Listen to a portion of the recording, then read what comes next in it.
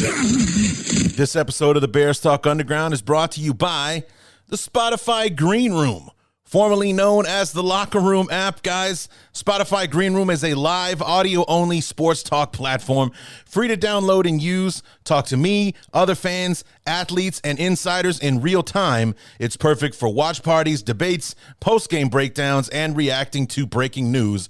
Share your own experiences on the app. Start or join ongoing conversations. Watch games together. React to the biggest news, rumors, and games. And, of course, I host a weekly show every Wednesday night at 7 p.m. on the Spotify Green Room. The Bears Talk Underground presents Club 34-7. Be sure and join me. Come through and talk with me live. All you need to do is download the Spotify Green Room app free in the iOS or Android App Store. Create a profile, link to your Twitter, and join into the group.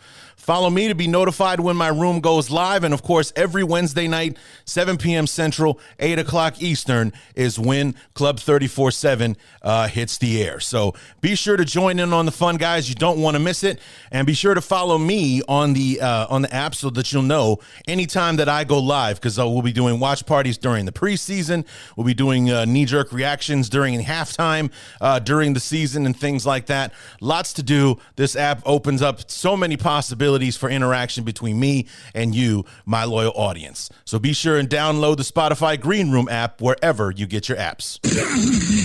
And we are on to the next one. What's up, guys? Episode number 2 of our NFC North opponent preview. Now with the guys from up north and the Minnesota Vikings, and our good friend Chris Gates from SB Nation's Daily Norseman, one of my OGs, will be here with us in just a few moments to help preview the 2021 Vikings. Talk about that up and down 2020 that they had. You know, they started big expectations for the Vikings going into the season. They started off 1-5. They rattled off like 4 or 5 in a row, including a win over us on Monday night, which was our rock bottom during that. Even though we'd lost 2 more games after that, as far as our level of play, we did not play a more terrible game in 2020 than that Monday night game against Minnesota. We had like 105 yards of total offense going into the into the fourth quarter, or going into like our final drive of the fourth quarter, where after Nick Foles got hurt, Tyler Bray was going to try to save the evening.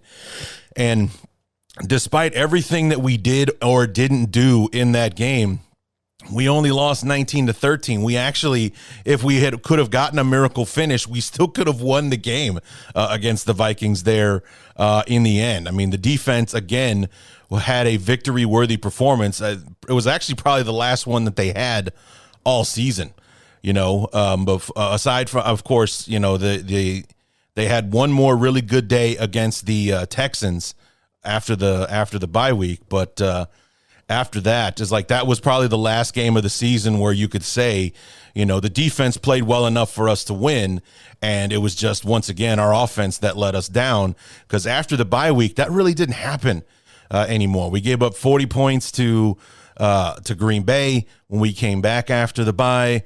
Then of course another 30 points against, or whatever it was, against the Lions the week after that. And then finally, when we get the win over the Texans, we only give up 7 points, but Deshaun Watson was playing with like 3rd and 4th string offensive linemen, 4th and 5th string guys he's pulling off the street at wide receiver. All due respect to our defense and the effort that they gave, only giving up 7 points, but you know, we weren't playing against Houston's best in that game, and we took full advantage of it. But then the following week against Minnesota, another, you know, I think 33-30 was the score in that game. We don't talk about that game very much, actually, which was kind of funny considering, Chris and I, the way we kind of comprehensively go through things when we talk. But we didn't talk much about the rematch in Minnesota. I don't think that was calculated on his part because his team didn't win that one. Actually, we touched upon it a little bit, but we didn't talk so much about like what the story of the game was, which was the rushing battle between Dalvin Cook and David Montgomery, that our boy David Montgomery won by racking up more yards than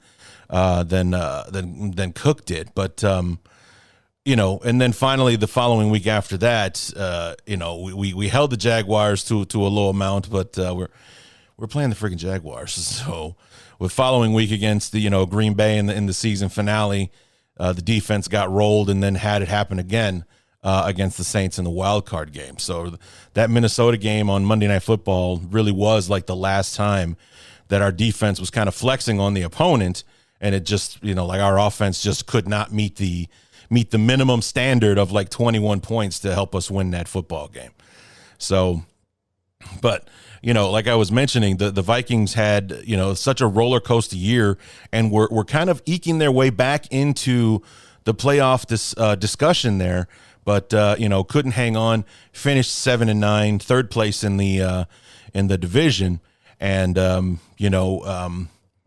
got to think that the seat under Mike Zimmer is starting to get hot now, because he hasn't been to the playoffs in a little while. I mean, it's only 1 year removed. He went in 2019, but it's just that it's up 1 year, down the next, and so on and so forth. And I think a lot of people get a pass on COVID and things like that, and the injuries, because there was no OTAs, no training camp, and all that kind of stuff. But Zimmer's been out there in Minnesota for a while now, and aside from 2017 with the miracle victory in the divisional round that had them in the NFC Championship game, there've been very, very little in the way of playoff success and things like that for the Vikings. They're more times than not one and done in the playoffs. But so we talked to Chris about that and a whole lot more. We also rejoice once again over the fact that for the sixth time in 7 years, the NFL has scheduled the Bears and the Vikings in Minnesota on the final regular season weekend of the year. And how we're just, we talked about it with everybody. We talked about it with Jeremy on Monday. We'll talk about it with Evan Western next Monday when we preview the Packers. But for us and the Vikings, and for me and Chris Gates, is just, it's boring, it's lazy. It'd be great if it works out that it's Bears Vikings for the division title at the end of the season. Fantastic, but that's usually not the case when these two teams get together on the weekend, but on the final weekend, I should say. But I guess we'll have to wait and see on that one. So anyway, let's go ahead and get the show started. And, once again, we'll be moving on to the finale of the NFC North opponent previews next Monday when we have Evan Western, one of my other OGs with our Acme Packing Company from SB Nation, to preview the Packers. And, we talk about this guy named Rodgers. He's like the quarterback or something like that. I heard he's pretty good, and that he might be having some kind of issue with the team. I mean, I don't think it's been covered very much in the media, but we'll see if Evan knows anything about it when we talk to him on Monday. So anyway, here we go, guys. Without further ado, it's the NFC North opponent preview episode of the Bears Talk Underground. So let's get to it. Hang up the telephone. I hear the dial tone ringing out loud tonight. Next destination in our road to the end of our opponent preview series, the Minnesota Vikings, as we're in our second episode of our NFC North previews. And as usual, he's been a guest since 2015 when I first started having guests from SB Nation's Daily Norseman. It's Chris Gates. Chris, welcome back, man. Hey there, Larry. How is everything going?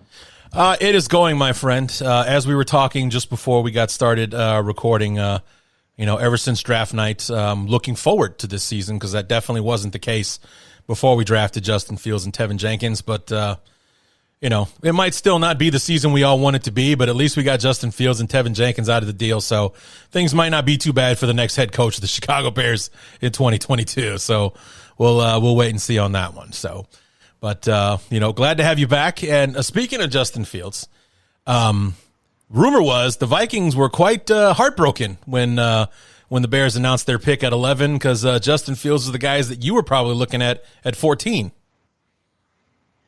Yeah, I had heard those rumors going around, and the video was released from the Carolina Panthers about them receiving the call from the Minnesota Vikings to attempt to trade up, a trade that everyone assumes was apparently for an attempt to get Justin Fields. I'm not sure if I buy that necessarily, just because teams know that if you're trying to move up for a quarterback, in most instances the price kind of goes up a little bit. Yeah. And with what the Panthers said that the Vikings offered them, I don't really think they were trying to move up for Justin Fields. I think they were trying to move up for Rashawn Slater, who eventually wound up going in the pick just before theirs at number 13 to the Los Angeles Chargers.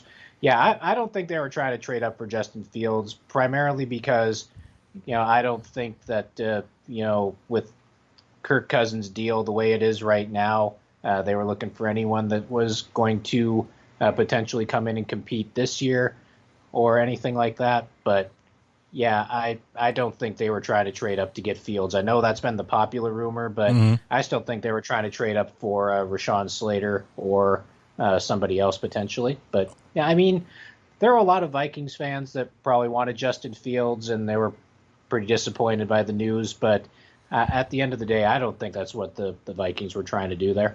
Okay. But they did draft Kellen Mond in the third round, and that was kind of an eye opener that they would take Kellen Mond, who was I've seen him mocked to the Bears 100 times in the second round. Possibly the Bears trading back into the first round to get him, in the back half of the first round, and for him to fall to you guys at what 60, I believe it was 66. He falls 66. To you, 66 in the third round, and he was you guys didn't have a second round pick, so he was your only day 2 pick. He comes in, he's going to be is he going to be the primary backup, or is he going to be number 3 his rookie season? I am really not sure to this point. I think in a perfect scenario, in a perfect world, they don't want Mond anywhere near the field this season. They want to give him the time to actually develop. But, I mean, I don't know who the heck they have that's potentially going to be the backup for Cousins. If I look at the Vikings roster here, I'm not sure if they even brought Sean Mannion back for this season. Not that Sean Mannion should excite anybody anyway, but I mean, let me do a quick scan here, see if Mannion's actually even listed on the roster.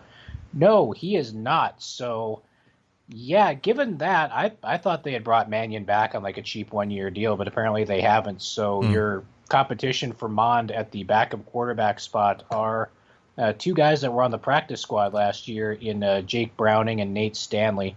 Okay. I don't know if they think highly enough of either one of those guys to make them the primary backup. So unless they sign a veteran at some point between now and the start of training camp, Mond might wind up being the backup quarterback this year almost by default because, yeah, Browning and Stanley I don't really think do anything for anybody at this point. But I don't think they want Kellen Mond to see the field this year. I think they want to give him time to develop and learn how to handle the NFL and that sort of thing while he's holding the clipboard and wearing a baseball cap. So we'll see if they do bring anybody in between now and the start of camp, but they haven't as of yet.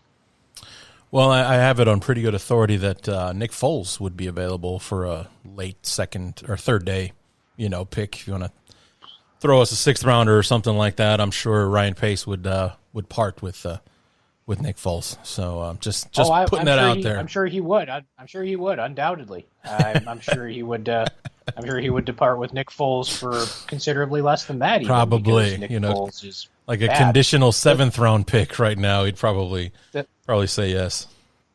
The fact that dude beat the Vikings and went on to win a Super Bowl is one of the great mysteries in the history of the National Football League. To this day, I don't get it. It was just, screw Nick Foles now, then, and forever, pretty much. Especially for all he's done since then. Yeah, he's done nothing since then. Yeah. It's awful. Oh. Yeah, I mean, he came back in 2018, and he filled in for Wentz. He beat the Bears in the playoffs, and but then their luck ran out the following week against New Orleans in the divisional round, thanks to Alshon Jeffrey. But since then he signed his big deal with the Jaguars, gets hurt week 1, and then can't keep himself on the field between him and Gardner Minshew. Then he comes to Chicago in 2020 after 1 season in Jacksonville. And, in all fairness to Nick Foles, he had the worst batch of offensive linemen in front of him the entire time. He was our quarterback. We didn't get that figured out until after the bye week when we had already gotten Nick Foles hurt and Trubisky got his job back. And, with the way the offensive line was playing, the way we were running the ball, Nick Foles wasn't coming back. So, he didn't get the best opportunity in when he was with us, but I mean, he's still with us, but when he was playing, he didn't get the best opportunity. The offensive line was banged up, and we lost guys to COVID for a stretch, and we lost James Daniels early in the season to a season-ending pectoral injury and stuff like that. So the musical chairs of linemen in front of him was no prize, that's for sure. So, and he's not exactly the most fleet of foot quarterback out there. So he was not set up for success at all during the 6-7 weeks that he was our starter. So, but no, that Monday night game between the Vikings and the Bears at Soldier Field, that Bears offense was rough. It was awful. Jeez, I mean, that was terrible. It was so bad. I mean, I'm not one to go around feeling sorry for the Bears a lot of the time, but I mean, good God, that was terrible. It was so bad. I mean, and it just, but it was also a team that couldn't get out of its own way. Like Cordell Patterson, start of the second half, runs the kickback. We got all the momentum in the world. Everything's going our way. Defense puts together a great stop. Punt returner muffs the punt, gives the ball right back to you guys. And it's like the air just got sucked out of the stadium after that. It's just like all the momentum we had after Cordell's touchdown run, just gone. And, the offense had like 105 yards of total offense going into like the final drive of the game. It was pathetic. Absolutely pathetic. So, yeah. And to think that we still had like a miracle drive away from being able to win the game still blows my mind. With the way that we played, and we still had a shot. If all the right things happened for us on that final drive, we still could have won the game. Blows my mind. So, yeah, that one sucked for sure. Going into the bye, too. That's what we had to chew on for 2 weeks before we played Green Bay. But anyway, not good. Not at all.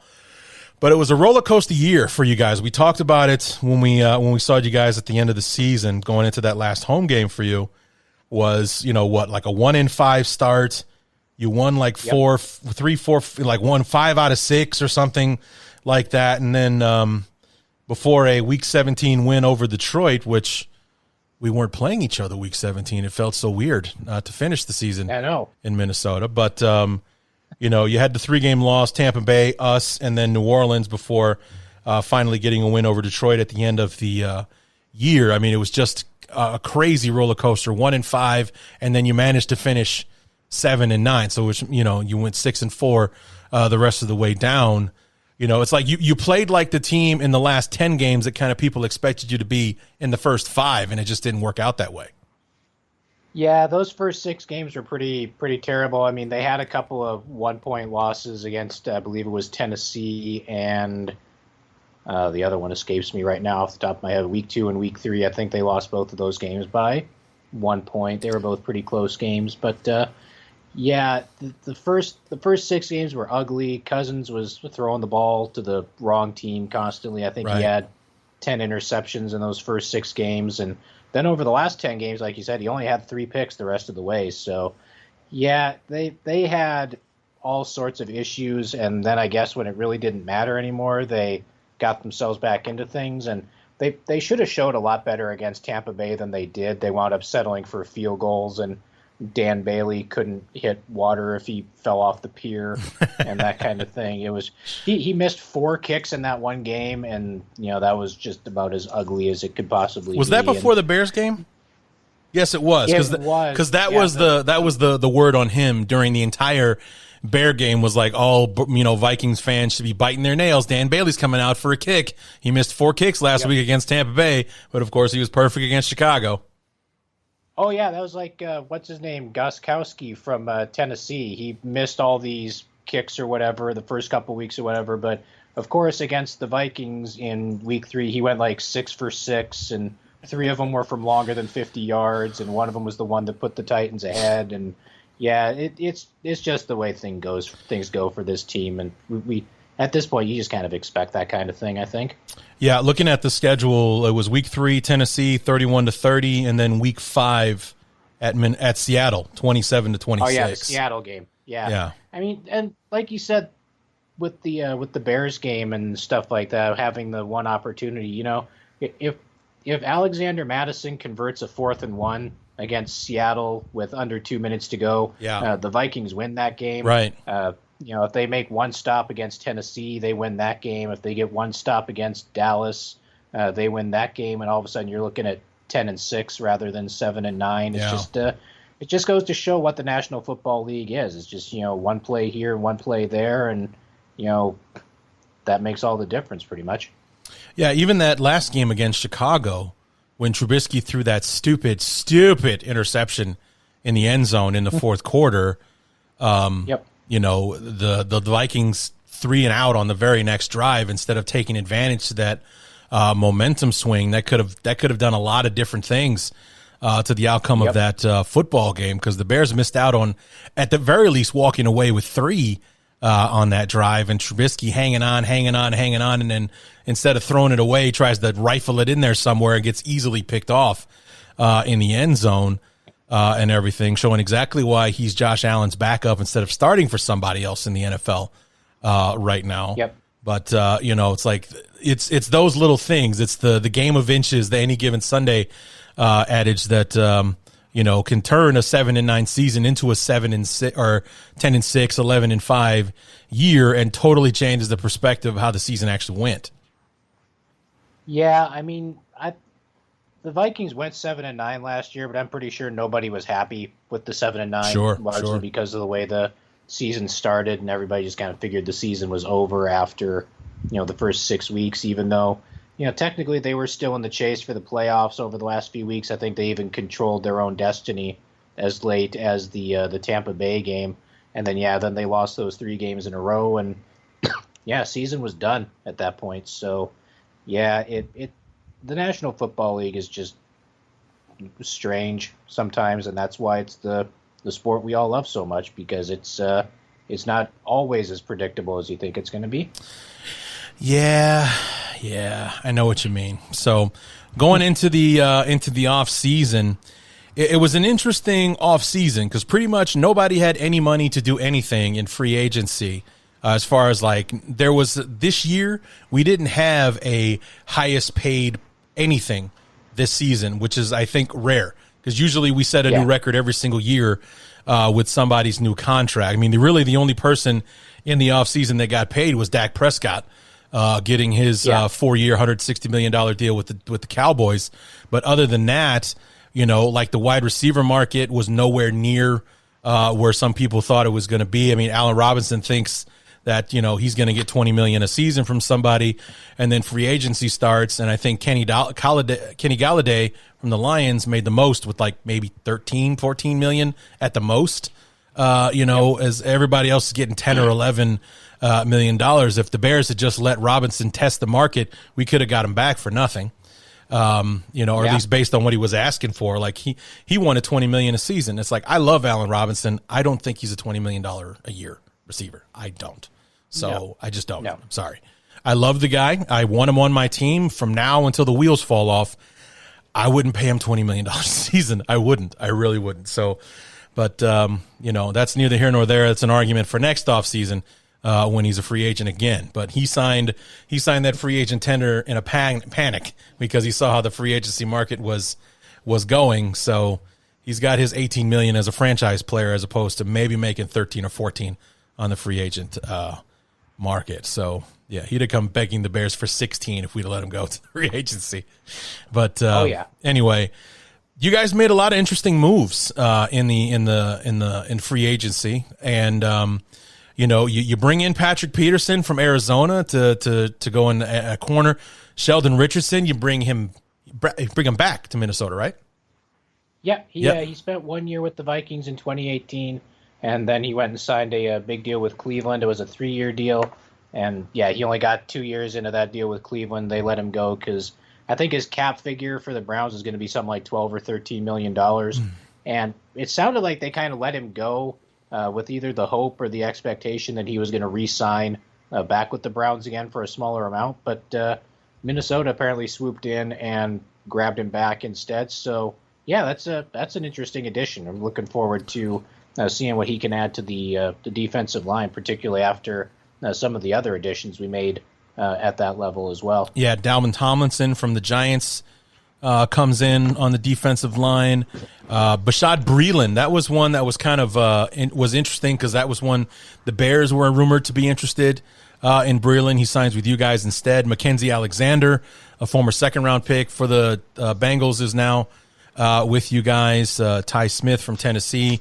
Perry. So a lot of corners. I mean, I know that Zimmer comes from Cincinnati, where they drafted a corner in the first round like 9 years in a row and everything. So I know he loves his corners, but he signed 6 of them that I know of in this offseason. But he parted with Mike Hughes. Chris Jones is gone. Anthony Harris is off to Philadelphia. So, I guess there were some bodies that needed to be replacing, but he signed more than he lost. Yeah, Mike Zimmer does love his cornerbacks. I can't think of anything that would make Zimmer happier than, if he could. I believe the Vikings have 11 cornerbacks on the roster now.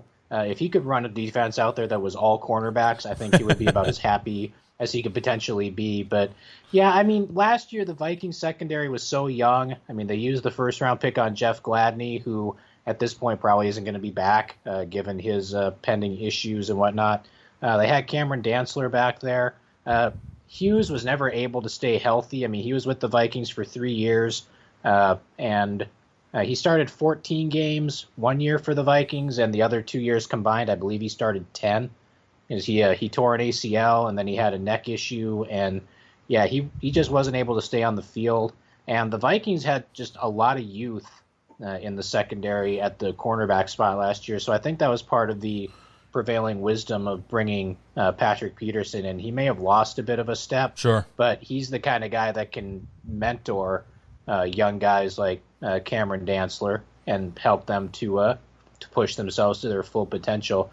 The Breeland signing was an interesting one, simply because he's pretty much starter caliber, and I think the Vikings fan base was pretty much expecting Peterson and Dantzler to be their starters for this year.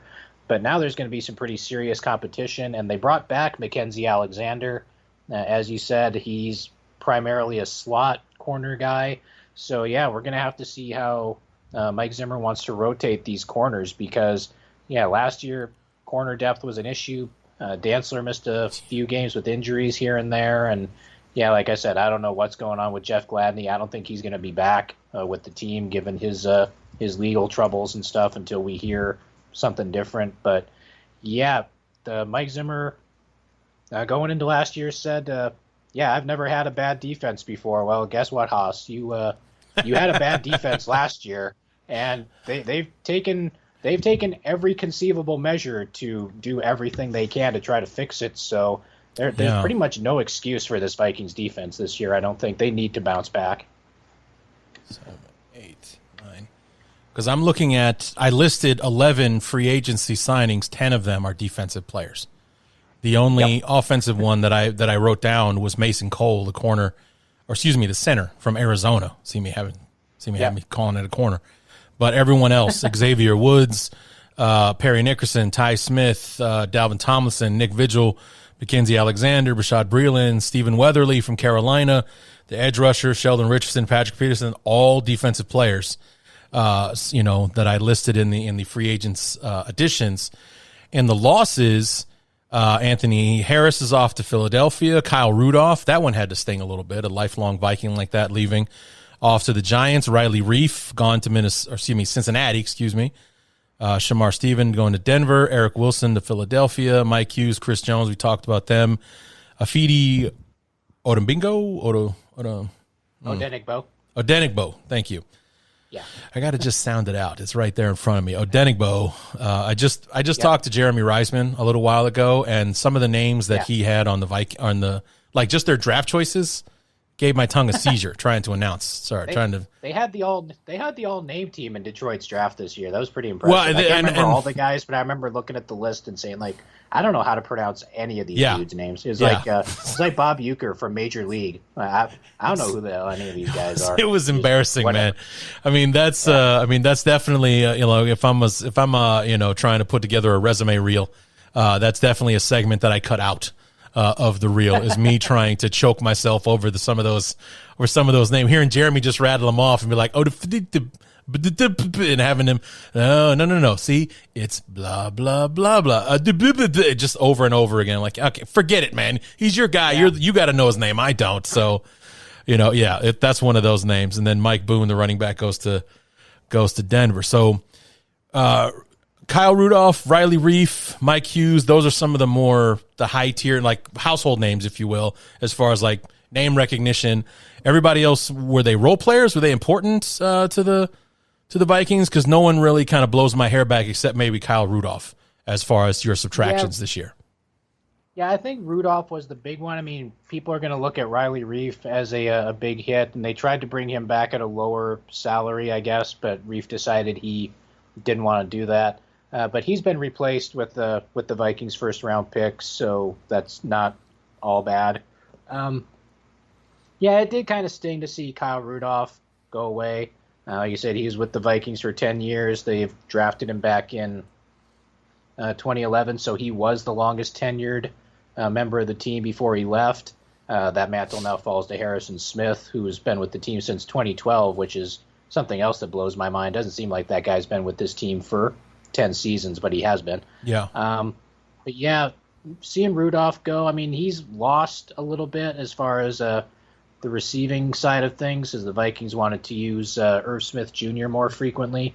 But yeah, that one stung. But other than Reif, who's got a solid replacement already, I think, and Rudolph, I don't think the Vikings lost a whole lot, really. Yeah. I mean, we talked about Hughes. He couldn't stay healthy.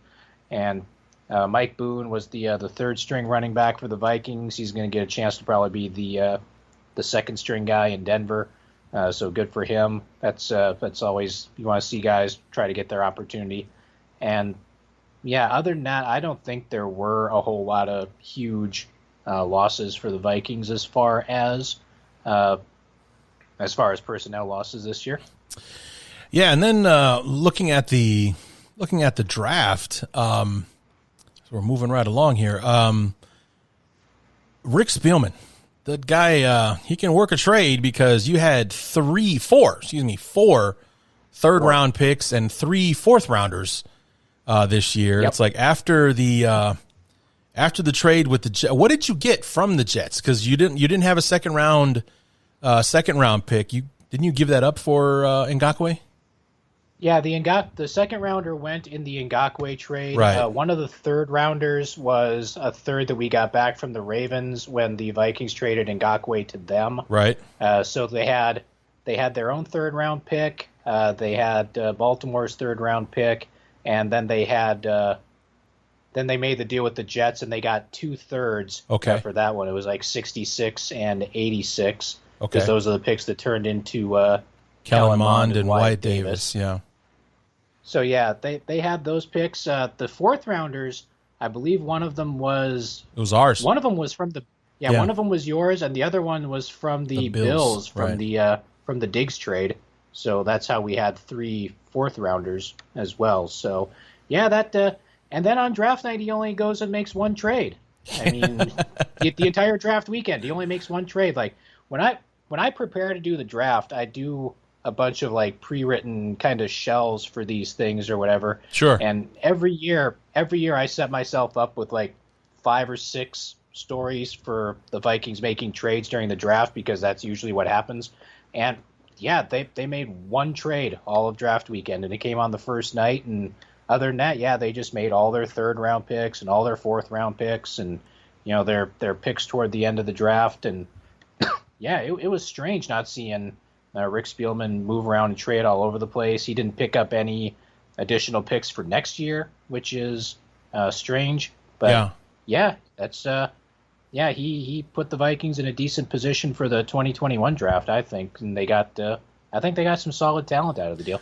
Yeah, I mean, there's plenty of them. I mean, I think it was 2 years ago you guys had like 14 or 15 overall picks in your draft class. This year it was 10 or 11 as I'm counting here. So, definitely the quantity, somebody's bound to hit in a class this big.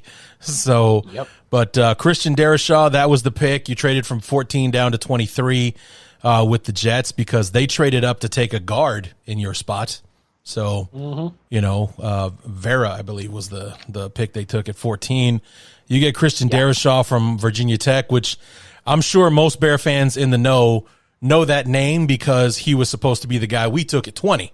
If if the Bears had stayed put at 20, it was going to be Christian Darrisaw or maybe Tevin Jenkins, who we got in the second round, and I was over the moon with that. But Darrisaw is a good player. He's going to plug right in. Is it right side or left side for day one for him?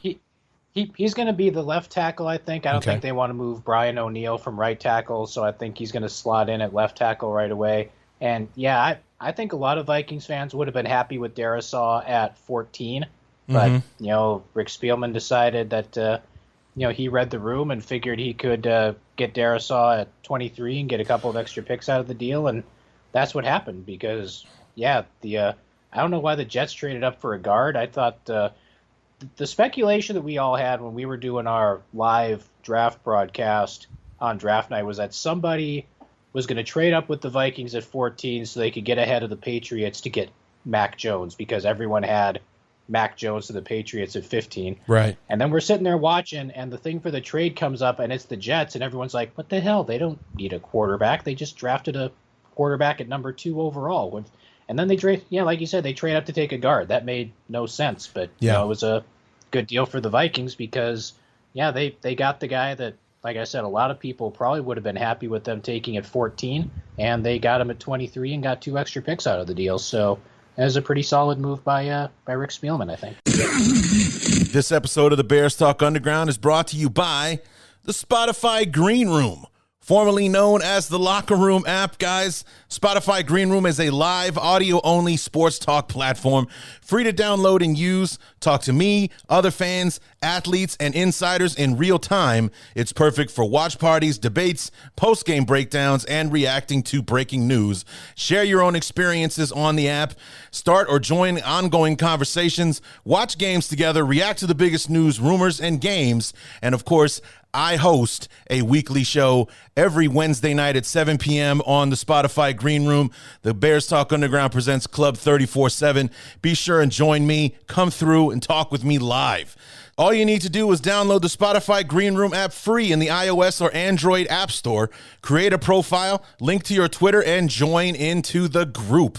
Follow me to be notified when my room goes live. And, of course, every Wednesday night, 7 p.m. Central, 8 o'clock Eastern, is when Club 34-7 hits the air. So be sure to join in on the fun, guys. You don't want to miss it. And be sure to follow me on the app so that you'll know anytime that I go live, because we'll be doing watch parties during the preseason. We'll be doing knee-jerk reactions during halftime during the season and things like that. Lots to do. This app opens up so many possibilities for interaction between me and you, my loyal audience. So be sure and download the Spotify Green Room app wherever you get your apps. And now that I do look at it with 4 third round picks, it's a wonder. It's like there wasn't anybody in the second round that Spielman wanted. Maybe he could have packaged 1 or 2 of these third rounders together to move back into the second round and get somebody. In the second round. For someone who loves to make his moves, it's surprising that he didn't make anything beyond that first rounder. And that's what a lot of people were speculating after the first night of the draft. Everyone's like, oh, Rick Spielman's got 4 third rounders. Well, he's going to be busy on Friday night. He's going to put some of these picks together and move up into the second round. And, second round just rolls along, and the Vikings don't make any moves. And all of a sudden, hey, it's the start of the third round. The Vikings have the second pick in the third round. And they just went ahead and made all their picks without any more trades. We're like, all right, that's what y'all are going to do. Yeah, he was all traded out at that point, I guess. He must have been. So, but we talked about Kellen Mond. He was your second pick, the first one in the third round. Chaz Surratt, the linebacker out of North Carolina, at 78 in the third round. We already talked about, or we mentioned Wyatt Davis, the guard out of Ohio State. So somebody who was blocking for Justin Fields will be joining the roster for you guys. And then the fourth and final third rounder, Patrick Jones II, a defensive end out of Pittsburgh. Now, usually when you're taken in the third round, it generally means you're either going to play right away or you're going to contribute in some way right off the bat. We talked about Mond already. How about the other 3 guys in the third round? Where do you see them falling on the roster? Surratt is probably going to spend a lot of time on special teams right away. I think he might have been insurance because the Vikings redid Anthony Barr's contract this offseason, and he's now a free agent after this season gets over. And Surratt apparently has an athletic profile that projects to be something similar to Anthony Barr's. So if the Vikings do decide they want to part ways with Anthony Barr, Surratt might end up being his replacement. He's a little bit unique. He went to North Carolina as a quarterback, and then they said, well, you're not good enough at the quarterback thing. We're going to switch you over to linebacker, which is something that just never happens. And yeah, he was 2 years at linebacker and was I believe, first team All ACC both years he was a linebacker. So he's got a lot of room for growth, and he's pretty athletic, as you would have to be a quarterback in college football today. So he's going to be an interesting one, but I think he's going to spend a lot of time on special teams to start with. I would be absolutely stunned if Wyatt Davis wasn't one of the starting guards week one. Ezra Cleveland has the one guard spot locked down, and other than that, the other guard spot is wide open. And Davis has the ability to hopefully step in and be that guy right away. That would be nice to have him and Darisaw kind of growing together on the offensive line and whatnot for the next few years. And Patrick Jones, the Vikings needed edge guys last year. We saw after Danielle Hunter got hurt, we saw what the pass rush was for Minnesota without competent edge rushers. And, the Vikings took two of them in this year's draft. They took Patrick Jones and Ladarius Robinson in round 4 out of Florida State. I think I just butchered his name too. Let me make sure I got that. Janarius Robinson. Janarius Robinson. My apologies. But they brought both those guys in. They're both athletic young guys that might get an opportunity to be a part of the rotation. But yeah, there's going to be a lot of interesting training camp battles for the Vikings along the defensive line and in the secondary to see who kind of slots where and that sort of thing. But yeah, those third rounders, I think the one that's probably going to make the most impact right away is going to be Davis. Right. But I think all of those guys have the opportunity to be long-term contributors. And then in the fourth round, your fourth round pick was Kene Nwangu. Yes. Nailed it. Running back out of Iowa State, so maybe he played with David Montgomery, maybe he didn't. The fourth rounder from the Bears was we traded to get the fifth round pick that became Gibson. I can't think of his first name right now, but Gibson, who apparently has been looking very good. He's an edge rusher, outside linebacker for us. We traded back into the fifth round to get him, so we gave up a 2021 fourth rounder for a fifth round pick, 2020. Yep. And Cameron Bynum was the pick, a corner out of California. Is another one of those corners. Can't go without it. And then you said Janarius Robinson, defensive end out of Florida State, was part of the Stephon Diggs trade. Then in the fifth rounder, Emir Smith-Marset, wide receiver out of Iowa. Did I get that first name right? Emir? You did. Nice. What a roll here, man. Zach Davidson, tight end out of Central Missouri in the fifth rounder. And then you wrap things up in the sixth round, Jalen Twyman, defensive tackle out of Pittsburgh. So two Pittsburgh defensive linemen joining the team, one in the third, one in the seventh. So let's talk about those guys from the fourth and the fifth round, fourth, fifth, sixth there. These are all role player kind of guys, special teams, fillers. What are we looking at here?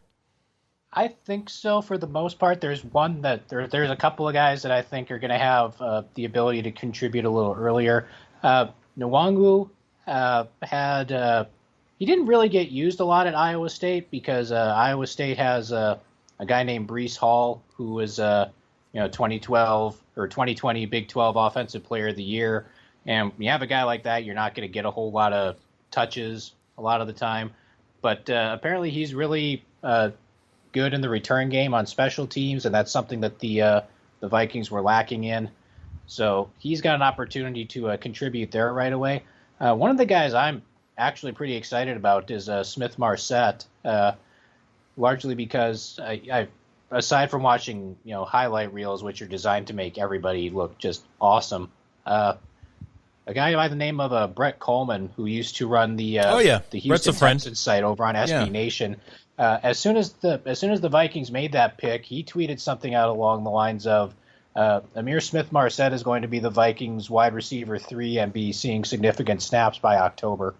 And so when a guy like Brett says something like that about a guy, that makes you stand up and take notice. So that's I'm interested in seeing what he can do, because the third wide receiver spot for the Vikings is wide open. I don't know anything about Zach Davidson, really. I just know that he was listed as tight end / punter, which is another weird kind of nice. kind of thing. Yeah, keep him as the emergency punter. Yeah, that'd be sweet. Run some fake punts with that guy. And Jalen Twyman's going to be an interesting one too, because he had a really good year in 2019, but he was one of the guys who opted out of 2020 because of the COVID concerns. Sure. And then wound up going in the draft. And I had a couple of the pre-draft magazines. I can't remember which ones they were, but to show kind of the disparity between kind of the scouting reports and the enthusiasm for him. One of those two pre-draft magazines had him as the number 3 defensive tackle available in the draft, and the other one profiles went 25 guys deep, and he wasn't even listed. So Wow. there's a pretty wide variance of opinion on Jalen Twyman. So with the issues the Vikings had on the defensive line last year, just about anybody that comes in and shows some spark is going to have an opportunity. So yeah, we're going to have to see what that guy can bring to the table. But yeah, there are some guys that have the ability to be contributors. It's just a matter of how fast and what kind of role they're going to contribute in.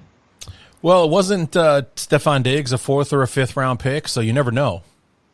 Yeah, he was a 5th rounder in rounder. 2015. Yep. So, Smith-Marset being a 5th rounder as well, maybe that's a history repeating itself, kind of I thing. could handle that. Because, I know Brett Coleman. I've had him on the show a few times, originally as my Houston Texans guy. And then I also had him on because of his YouTube channel, The Film Room, because he did a couple of really interesting videos on the Bears. I love watching those videos. They're really, really good. Yeah. So, but he did one on after the 2019 season after the 2018 season about Trubisky, about how he shows flashes. He's, the thing, like the throw he made at the end of the Philadelphia game to set up the Cody Parkey double doink attempt was probably one of the best throws he's ever made in his career. Look how he read the field, put it where only Robinson could get it, blah, blah, blah. But then, look at this throw that he made earlier in the game. If he makes that throw there, the game probably turns out different, blah, blah, blah, blah. It's brilliant. And he knows football chapter and verse.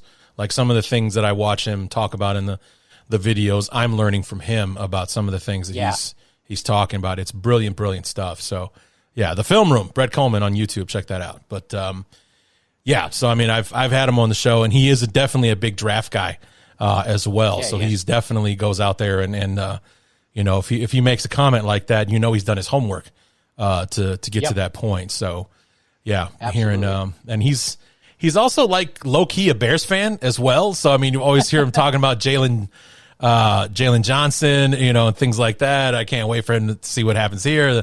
Like the Bears drafting Justin Fields is like the worst nightmare for the NFC North and things like that. So it's always fun trying to follow his Twitter feed to see what kind of gem he's going to toss my way about the Bears this time. So, but anybody in the undrafted free agent class you guys are excited about? Did you get prolific with it because you had 11 draft choices?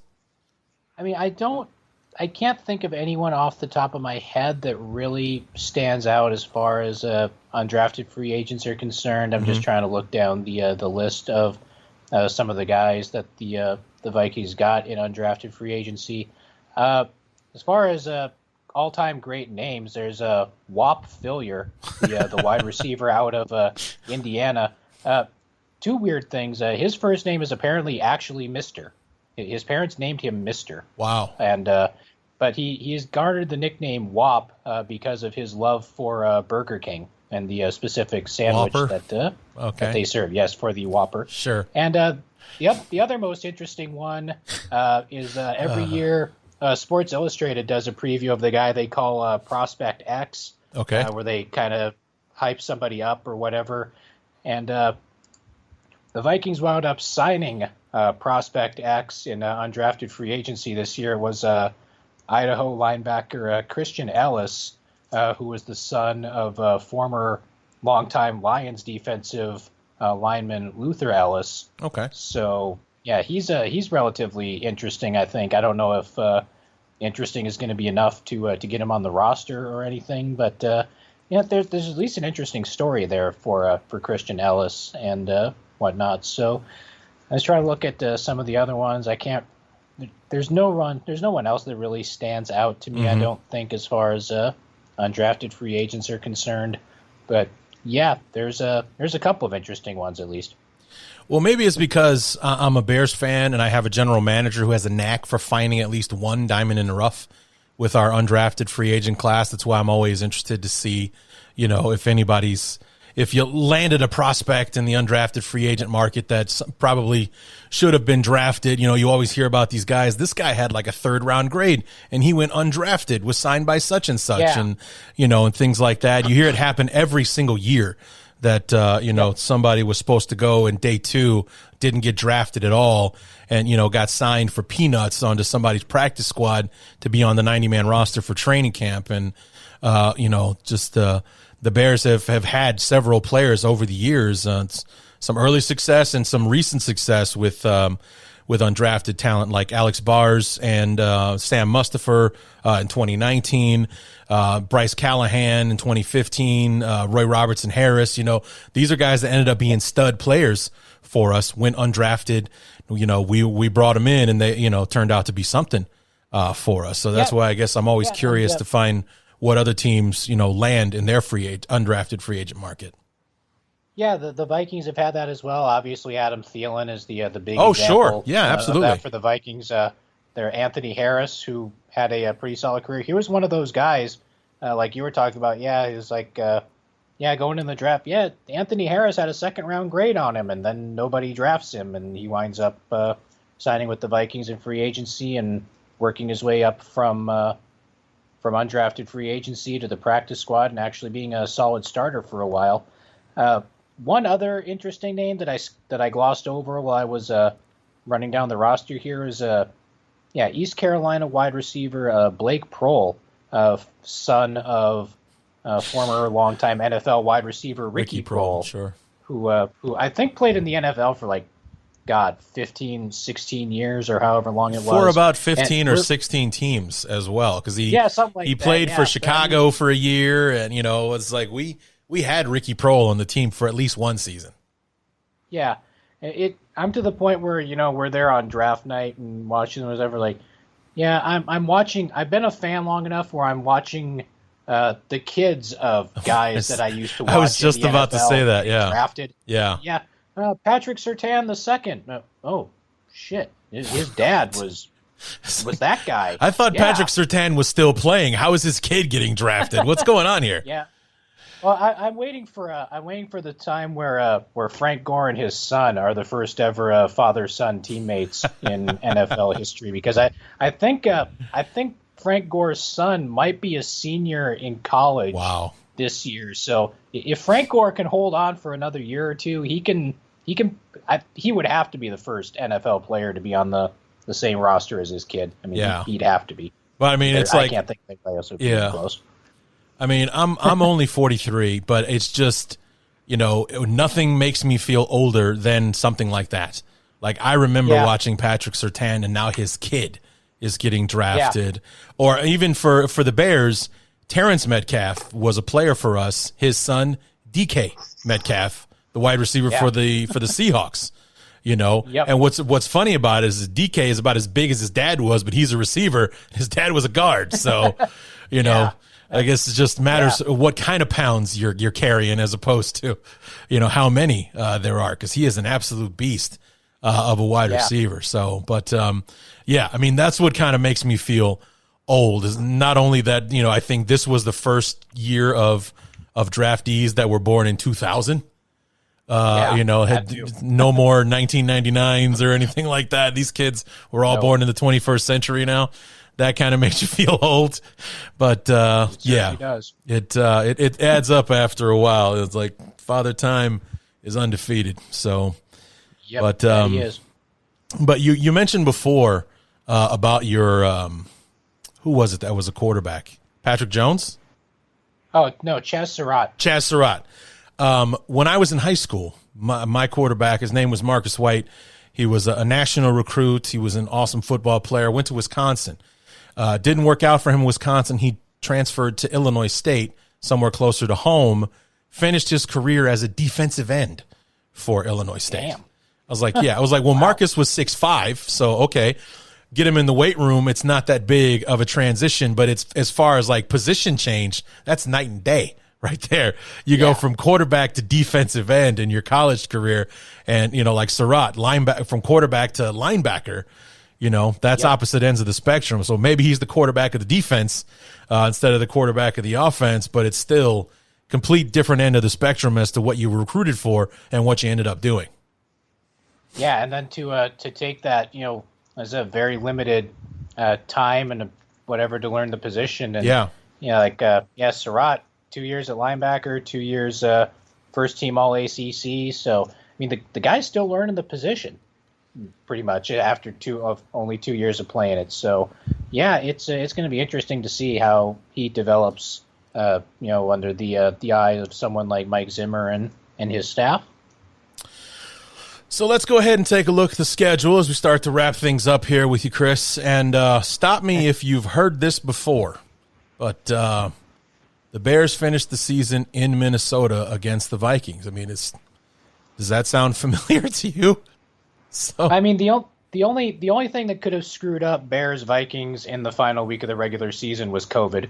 I mean, I don't know if that has but as we've mentioned before, this every year since U.S. Bank Stadium opened, the Vikings' final regular season home game has been against Chicago. Yeah. Because last year they played each other in Week 15, but then the Vikings' last two games were on the road. So the last game that the Vikings played at U.S. Bank Stadium in the regular season, just like it was in 2016 and 2017 and 2018 and 2019, right, and will be in 2021, is at home against Chicago. Right.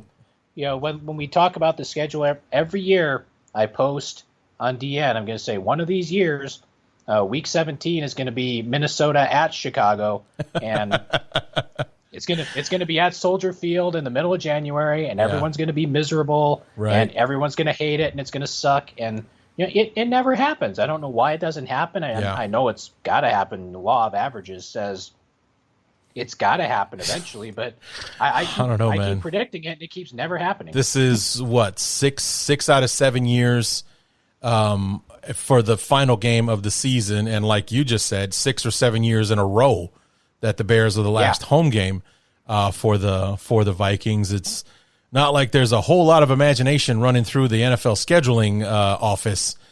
They keep landing on the same thing year in and year out and just cranking the schedule out, as opposed to like, hey, you know what? Maybe let's send Detroit to Chicago Week 17 and see how that goes, as opposed to sending Chicago to Minnesota year in and year out. Every year. Every single year. Because it's just boring. It is boring. So, I mean, it would be great if we get to Week 18 and it's Bears-Vikings for first place in the NFC North or for a playoff spot.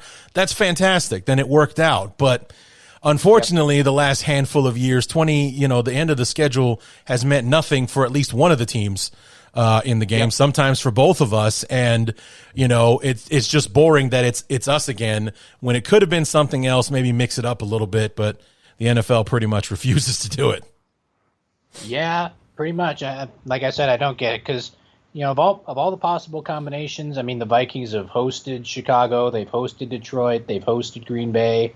They played at Green Bay. They played at Detroit, but they've never played Week 17 or now Week 18 at Chicago. So, like I say, it's going to happen eventually. I don't know when. I don't know how. But I mean, it'll be a happy day for us both, Chris. Just the variety, I think, will be a happy day for us both when the next schedule comes out. So. Yeah. All right, so let's head back to the top because, of course, we had to talk about that just because it's ridiculous. But we start. You finished on the road back-to-back games. Now you start on the road back-to-back games. It's an interesting first 6 weeks because you got a Week 7 bye. So you're at Cincinnati, at Arizona to start, and then 3 home games Seattle, Cleveland, and Detroit before going back out to Carolina before a Week 7 bye. I mean, it's not the most daunting schedule in the world. I mean, it's pretty much laid out that you guys have a pretty good shot to get some steam headed into that bye week. We should be able to. I mean, you would think you would like to think that Cincinnati would be, a team that they could beat to get things going. Arizona is going to be interesting just because that offense is so tough. I mean, they've got DeAndre Hopkins. They brought in AJ Green, for like the 3 or 4 games a year he's healthy enough to participate in, I guess. I mean, their offense puts up a lot of points. They do have their issues on defense, but that's probably a winnable game. The Vikings have to go to Seattle every year. I can't remember. I mean, the Seahawks came. I think the last time the Seahawks played in Minnesota was in 2015, both the playoff game and they played in the regular season before that. And other than that, it's been like 5 or 6 times in a row the Vikings have had to go out to Seattle, so that's going to be different. Cleveland is going to be a chic pick to represent the AFC in the Super Bowl this year, so that should be interesting. Detroit, I mean, you don't want to dismiss division games, but the Vikings have kind of had Detroit's number over the years. But, I mean, and I don't think Carolina's going to be anything to write home about this year, to be honest. I know they brought in Sam Darnold, but Sam Darnold doesn't do anything for me. So, yeah, I mean, they should be able to get a decent start to the season before the bye. And, hopefully they won't be 1-5 going into the bye like they were last year, because if they are, heads are probably going to roll, and it's going to get ugly. Yeah, I mean, just looking at it, I mean, I think that 4-2 is not out of the question, and maybe you steal one of those games between Seattle and Cleveland. It's like, I think anything worse than 3-3 is probably something to be concerned about. Definitely. I think they can definitely go at least 4-2 in those first 6 games, and they should be able to do that. I mean, even with that 3-game homestand, they should be able to get to 4-2 after the first 6 weeks, I would think. Sure, because it's a tough draw that we as a division got this year with the NFC West and the AFC North, because the 49ers are supposedly going to be back. At least they got everybody back healthy. A team absolutely ravaged by injuries last year. Arizona was on the cusp of a playoff berth. They kind of petered out at the end of the season last year. The Rams look to be, right now, honestly, I'm like, the Rams are my favorite in the NFC with Stafford and that defense. Stafford's finally got a running game, the weapons on offense. Yep. The Rams are going to be a tough out this year, that's for sure. And then, of course, Seattle, the defending champion, Russell Wilson, things like that. And, we'll see what they can do. That's a tough 4 games right there. And then the AFC North, unlike most years, this was a team that sent 3 teams to the playoffs last year. Cleveland, Baltimore, and Pittsburgh. And then you got this young up-and-comer in Joe Burrow coming back off the ACL injury and things like that. So, out of the 8 teams, it's like 6 of them are not going to be easy at all. So it's going to be a tough road for the division as a whole to get through these 2 out-of-conference divisions this year. Oh, definitely. I agree. I mean, I can't imagine a pair of divisions that would be any tougher. I mean, we are going to see the AFC West, or at least part of the AFC West, because of the advent of the 17th game for this year. But, yeah, the AFC North and the NFC West is just about as tough as you can get as far as an out-of-division schedule for an NFC North team. Right. So after the Week 7 bye, Halloween night on Sunday Night Football, your first national TV game of the year, going home for the Cowboys, then at Baltimore, and then there's your AFC West team at Los Angeles, the Chargers. Home for the Packers at 49ers and at Detroit. That's all the way through Thanksgiving, essentially. So, I mean, in that stretch there, you got the Cowboys at home, Sunday Night Football. That should be interesting. You're at the Ravens, at the Chargers, home for the Packers, at the 49ers. So, that's where the road gets a little bit tougher. But also some winnable games in there, because the Chargers were a good football team, but for whatever reason, maybe their new coach, Stanley. I believe that's him. Yeah. Yeah. He was one of ours, and I can't remember. Brandon Staley is his name. That's it. That's him. Yep. Maybe he'll be the team. Maybe he'll be the one that can help the Chargers get over the hump, because they played relatively well for a team that lost like 11 games last year, or finished 6-10 or whatever. Justin Herbert was an absolute revelation for them. But, you know, it's on the road, so maybe that will help them. But it's just, you know, that's a very winnable game. The Cowboys, until I see different, that's a winnable game for you guys as well. Green Bay, you guys traded road wins last year.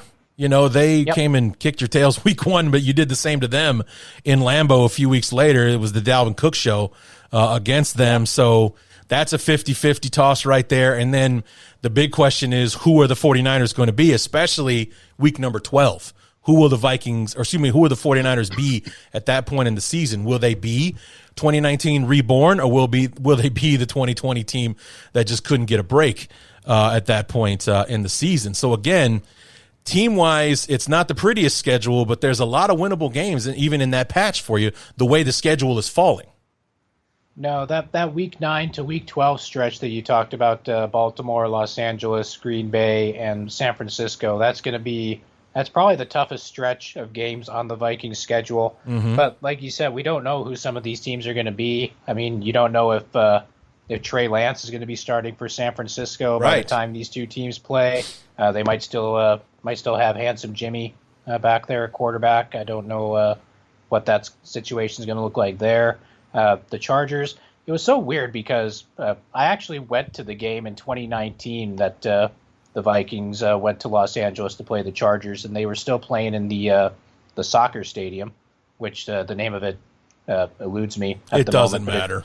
It seats like 1/3 of the people that a like normal 30,000 NFL stadium people would. Yeah, 30,000. Yeah, and at that game, I'm not even exaggerating, it was like 80% of the crowd was wearing purple jerseys. It was like a Vikings home game in that stadium. Yeah. Now they're playing at their big fancy SoFi stadium. I don't think that's going to be the case this time around. But Baltimore is going to be a tough out. Lamar Jackson is always going to give people issues. Mm-hmm. But yeah, that's going to be a tough stretch. Hopefully we can build some momentum going into the bye so that get a victory over Dallas on Sunday Night Football on Halloween, because Lord knows nothing weird is going to happen there. Of course not. As a result. But yeah, and then if they can get some momentum, hopefully they can steal a few wins there and kind of solidify their place. Hopefully.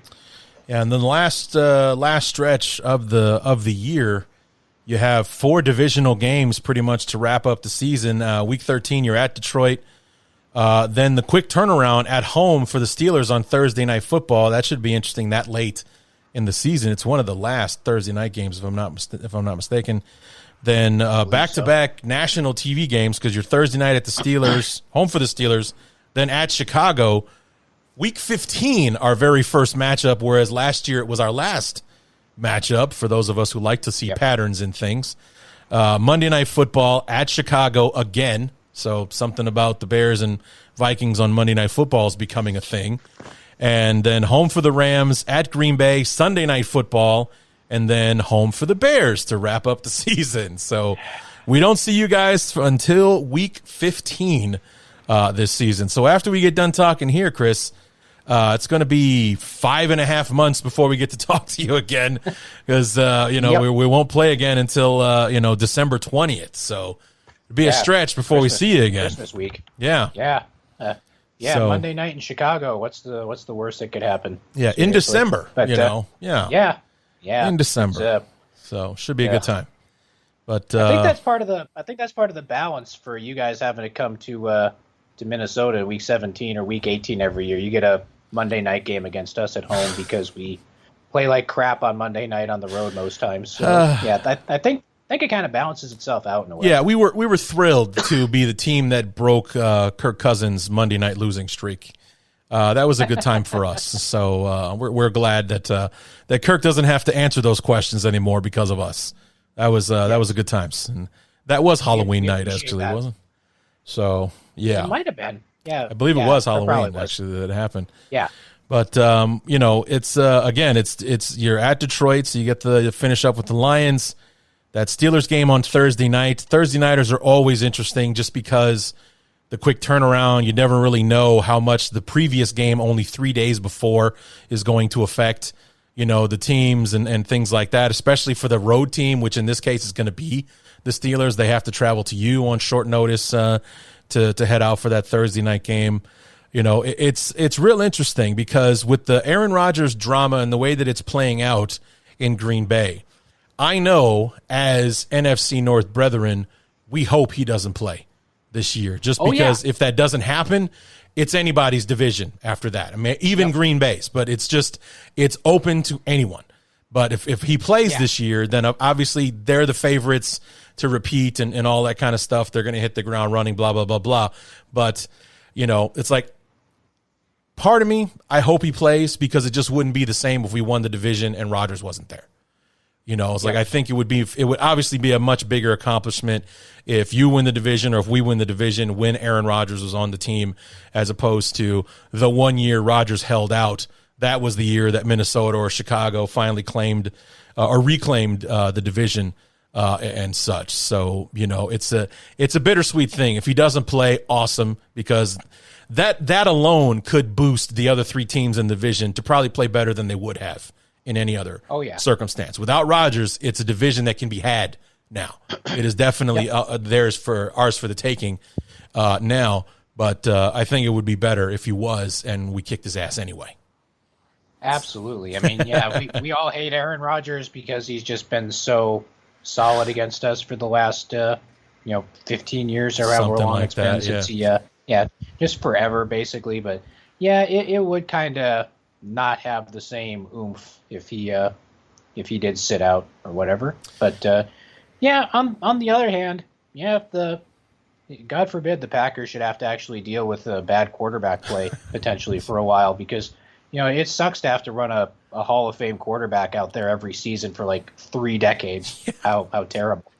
Because this would be like year 29, I think, because Favre started in 1992. And here we are, it's 2021. So it's 29 calendar years, but this would be like number 28 or 29.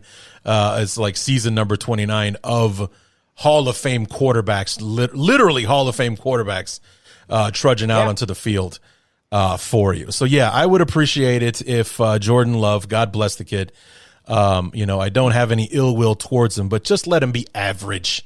Just let him be average, not lights out Hall of Fame contender right out the gate, so we can kick their dick in for a change, as opposed to them always finding a way to do brilliant things against us. That would be a nice change, but I mean, I think we all know deep down he's gonna play. We'll see. We'll see. Well, we can see how it goes. I mean, I know we were all kind of excited on draft night when everyone's like, hey, the Packers are going to trade Aaron Rodgers to Denver. Yeah. And then, nothing happened. Right. And nothing's happened since then. So, I don't know what's going on with Green Bay, but, it's their issue, not ours. So, right. Yeah. Yeah, but, he the opt-out date passed this past Friday on the 2nd, and he didn't choose to opt out, so that's still leaving the door open for him to come back. Yep. And I think when I talked to Evan Western the other day, I actually talked to him on the 1st, the day before the opt-out, and he was more concerned with July 27th, which is the day that they report, than he was with July 2nd, the opt-out date. So that now becomes the date everybody's watching. July 27th, does he report for camp, or is he actually going to hold out and let Green Bay fine him and all that kind of stuff for holding out, and see how that all goes. Will Green Bay just give up and manufacture a trade during training camp that sends him someplace, or will they play chicken with him? Will they see if it actually will hold out and all that kind of stuff? It's the drama that we have ahead of us at the end of the month when training camp begins. Yeah, I mean, all we can do is watch and see what they do and kind of monitor the drama as best we can. And I mean, like you said, maybe he'll go host Jeopardy or something. Who knows? But, he did pretty well with that. Be interesting. Yeah. I mean, I didn't actually watch any of it. No. But I heard he did a really solid job with it. So we'll see how it all works out. But like I said, I think we all know deep down he's probably going to play, just because he's going to torment us for the rest of forever, basically. No signs of slowing down The rat No. bastard. 38 years old, and he's still slinging it around like he's 22. So, Yep. yeah, seems to be getting better. Was the MVP of the league. Literally the best player in football last year. So we have that to look forward to if he decides to come Yep. back at the last second. So, but here's hoping the football gods just give us all a break for once. Let him would take be his ball nice. and go home for a while, and then let it be the Packers' problem. Let the quarterback position be Green Bay's issue in 2021, please. Just one time. Just one time. It's been 30 goddamn years, for Christ's sake. Help me out here. Yep. You know? I was in freaking Totally middle agree. school when Brett Favre took over as the quarterback for the Packers, and here I am in my 40s now. We could use a break. So, yeah. They've Yeah. had enough luck in Green Bay. Had enough. Yep. So, but Completely agree. yeah. So, Chris, as always, man, it was great having you back. Sad that it won't be until December before we talk to you again. But the football gods also saw it that we'll be talking to each other twice inside of 4 weeks at the end of the season, including the regular season finale for the umpteenth year in a row. So when we see each other, we'll see a lot of each other at the end of the season. But it will be parting will be sweet sorrow between now and then. Yeah, we definitely will. We'll get to speak for the first ever Week 18 game in Absolutely. In Vikings Bears history, which should be interesting. The season will actually end in the middle of January this year, which I think we're all kind of looking forward to that. But I mean, because more football is always Absolutely. better, I Yeah. think. But yeah, it's going to be interesting, and yeah, we'll be here waiting for when the Bears and the Vikings get together again. All right. Where can we keep up with you in the meantime, Chris? We are at www.dailynorseman.com. On the Twitter machine, we are at Daily Norseman, all one word. And yeah, that's the best way to make that work. All right, Chris, we'll stay healthy out there, and we look forward to having you back in December. So I think all of our questions as to how the season will turn out, or will Justin Fields be the quarterback in Week 15, and all that kind of stuff will be answered by the time we see each other again. But it's going to be a while, so take care of yourself. I will do that, Larry. You do the same. Have a pleasant rest of your day, and we'll keep tabs on everything and make sure that like you said, by the time these two teams get together, most of our questions will probably be answered. But it's going to be interesting nonetheless, because the NFL is always just about as interesting as it can be. Absolutely. So, thanks, Chris. And so Chris Gates on the Daily Norseman, SB Nation. Find him on, as he calls, the Twitter machine. I love it. We'll see you soon, Chris.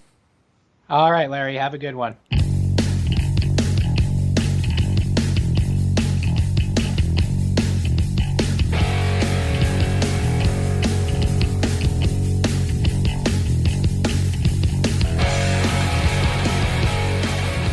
As always, want to thank my guest, Chris Gates, for being on the show, helping us preview the 2021 Minnesota Vikings. And I hope you guys aren't too attached to Chris, because as we talked about there for a few minutes at the end, it's going to be a while before we talk to him again. It'd be almost 6 months before we get to talk to him again, because we don't play the Vikings for the first time until December 20th, I think was the date I said. It's Week 15, so whatever date that turns out to be, I think it is like December 20th or the 19th, because I think it's a Monday night game again. Yeah, it's a Monday night game, so the December 20th is a Monday. That's the next time that we play the first time we play the Vikings in 2021, week number 15. Then we play them again 4 weeks later in 2018, week number 18 to wrap up the season. Surprise, surprise. So, but a lot of interesting stuff, man. It's a division that will be up for grabs if Aaron Rodgers sticks to his guns and doesn't play for the Packers, whether it's not playing in Green Bay or not playing at all, so as to avoid playing for the Packers. Like you've heard me mention that, it would be a bittersweet thing to be the champion of the NFC North in 2021, knowing that, we didn't get the best from Green Bay. They didn't get a chance to defend their crown like they would have under normal circumstances. But at the same time, I think that you'll see the other three teams in the division kind of step up their game, because with Rodgers not in the picture, that does open it up. That does, it does become anyone's division to go and get without Rodgers and company, without Rodgers there. That takes the Packers down a couple of pegs.